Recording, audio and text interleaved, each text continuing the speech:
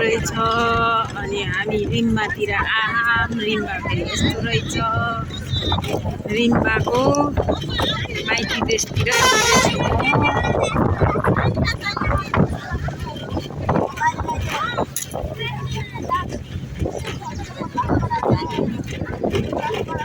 तोरी पाकेर यस्तो भइसकेछ। यस्तो राम्रो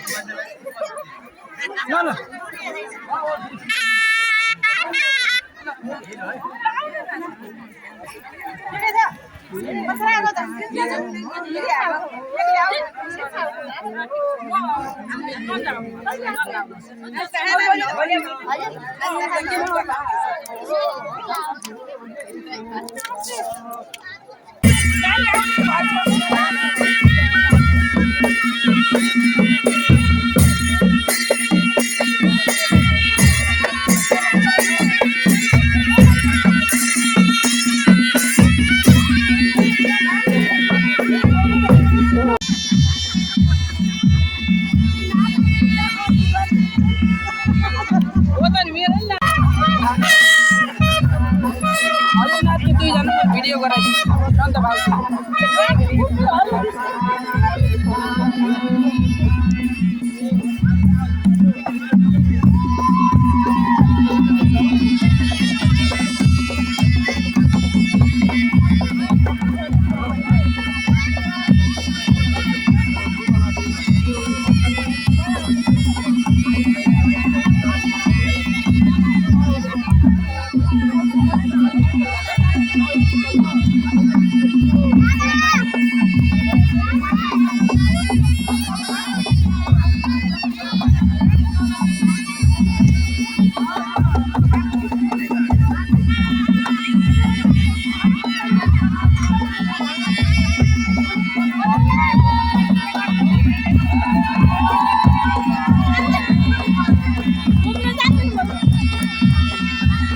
छोडियो झन् यता जानाले होइन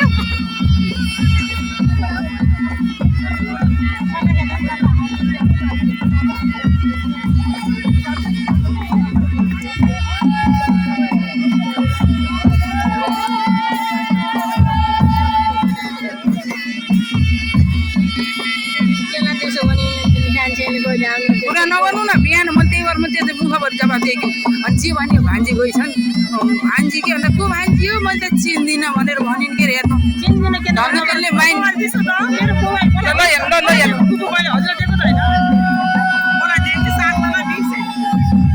खोलिदिन्छु कविन लेखेछ है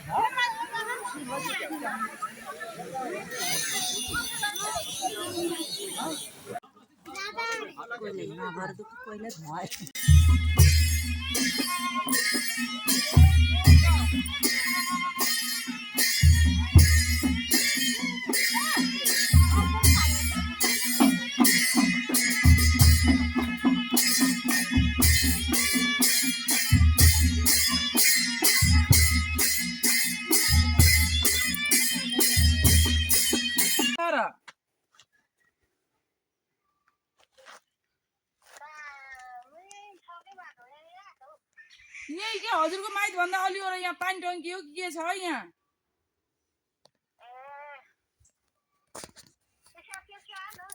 मलाई यही मोटर बाटो बनाइदिन्छु कस्तो लाखा भाउजू ए हेर्नु त यस्तो उकालो र ओह्रालो मेरा बा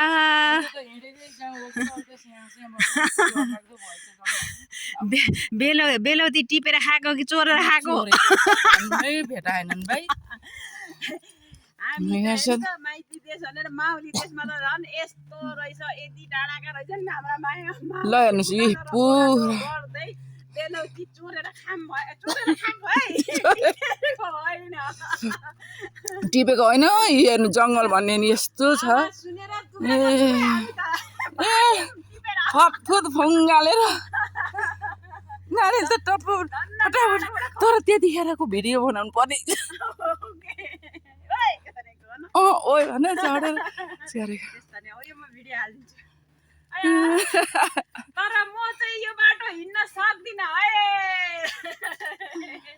भन्नुहोस् भल यस्तो राम्रो रहेछ नराम्रो छैन तर म 4 दिनबाट धेरै बस्न सकिनँ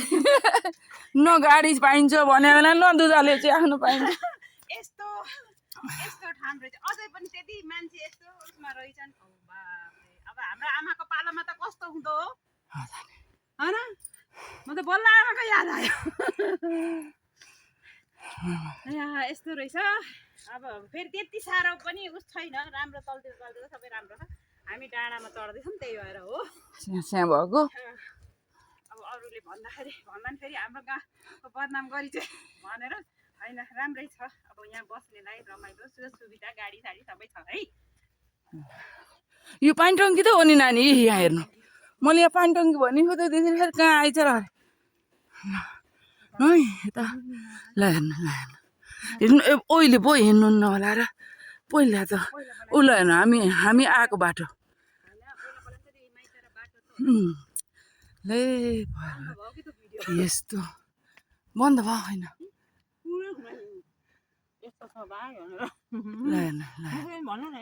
ल हेर्नुहोस् यो हामी पहिला यो घाँस काट्न जाने खरेन हो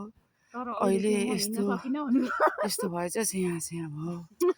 बदमा बिग्रिएछ हामी आफै मलाई त्यस्तो महसुस भयो ल हेर्नुहोस् खरेन ल तपाईँले भन्नु न भन्नु न यो खरेन बारी अरे यो हाम्रो बास्कुनको घाँस काट्न आउने ठाउँ हो है अहिले बाटो पनि हराएछ आफू हिँड्न सकिन्न है बोटे गाउँ भन्नुभएको थियो नि हिजो काम गर्नेहरू आएको ऊ त्यहाँ एउटा दुइटा घर देखिहाल्छ नि हो त्यही हो त्यहाँबाट काम गर्ने मान्छे रहेछन् सिधै आएका हुन् कि खरेन यस्तो रहेछ अनि यो भाउजूले यहीँ हुर्केको सबै गरेको तर आफू चाहिँ हिँड्न सक्नु भएन म भन्दा पनि मलाई त्यही खुसी लाग्यो माइती घर ल भन्नु न हजुरले माइती घर यो मेरो माइती घर पर्यो भाउजू बस्नुहुन्छ जेठी भाउजू सबभन्दा ठुलो भाउजू यहाँ बस्नुहुन्छ अनि मावली देश अनि हाम्रो भाउजूको माइत पनि यतै अनि माइती देशमै घर छ भाउजूको अनि यहाँ हामी चाहिँ यो माइती देश हो हेर्नु भिडियो बनाउनु है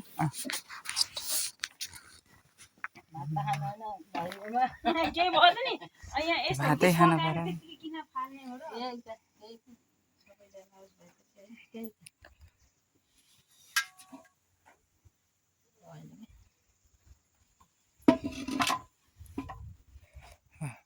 अब भाउजूले नन्दलाई बिदाई गर्दै हुनुहुन्छ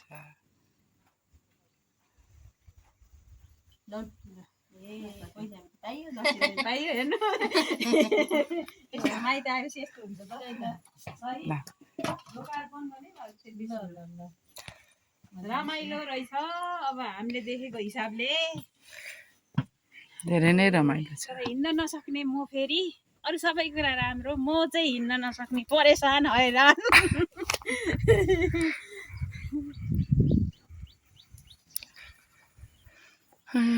ल यस्तो गाउँ छ रिम्माको गाउँ।